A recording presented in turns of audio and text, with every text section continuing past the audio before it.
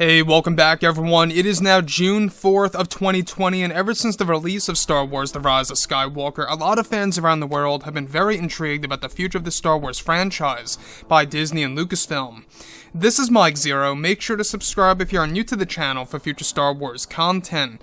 Now, one thing that we do know for certain about Disney and Lucasfilm is the fact that Kathleen Kennedy thankfully no longer has creative control over at Lucasfilm over any of the existing Star Wars projects in the early development phase. Now, the good news about all of this is that, of course, Kathleen Kennedy is no longer involved with, of course, anything to do with the major Star Wars projects like the Kenobi TV series, or even the Ahsoka Tano TV series, and others that it's actually currently in the works. We also got the Star Wars Rebels sequel series, and more to come on the Disney Plus platform.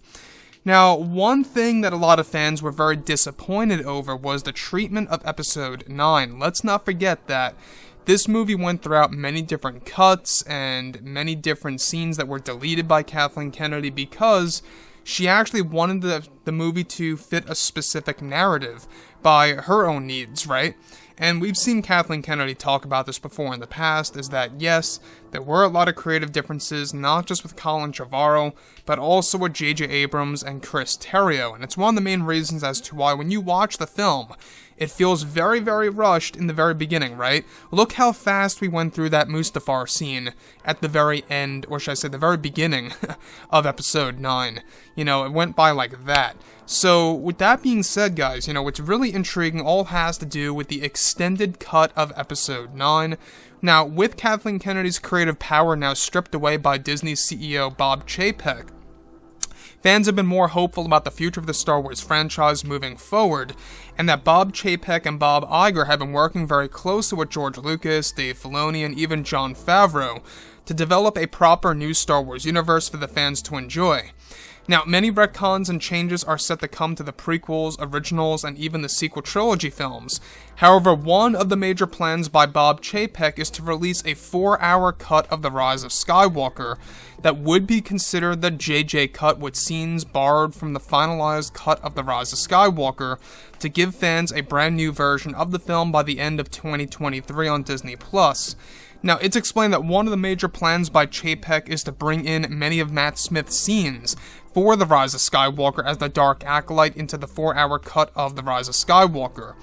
It's noted that the 4-hour cut will also include a different fate for Ben Solo at the very end of the film before Kathleen Kennedy deleted many of the scenes. Now, it's explained that the 4-hour cut is set to also include a reunion between Han Solo, Leia, Luke Skywalker, and others in the form of a flashback sequence, where this scene was only partially filmed back in 2018 and eventually cancelled by Kathleen Kennedy, and that Disney plans to use some of their revenue in the coming years to complete this scene with visual effects and editing as well as scoring to give fans the proper scene that they deserve for the end of the Skywalker saga.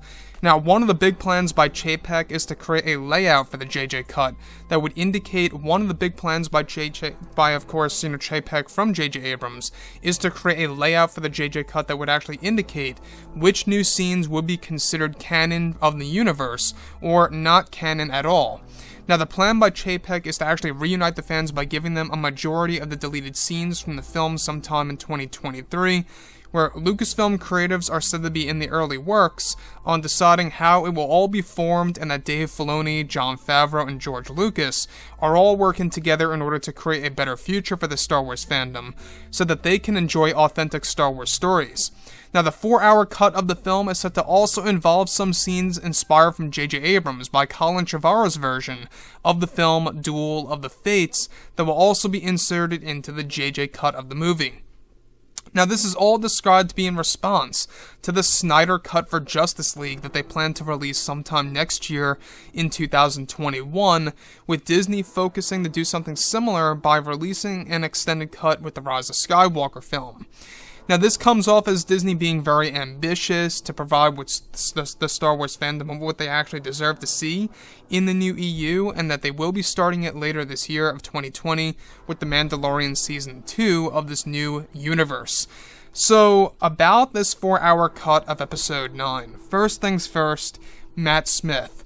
Matt Smith, I think, was one of the most anticipated pieces of I guess you could say, of Episode 9, right?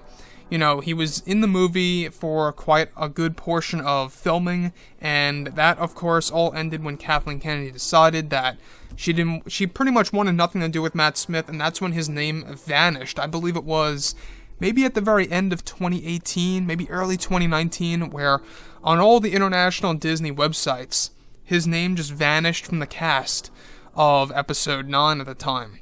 And the other thing I will say is that, you know, bringing in unused John Williams scores for The Rise of Skywalker, I think is going to be yet another exciting piece.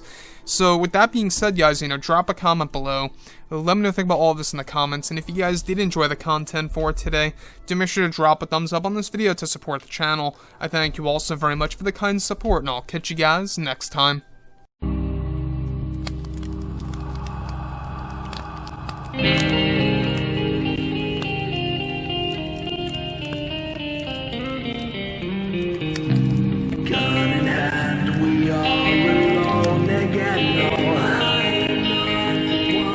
From night to moon, we hear them moans again. No.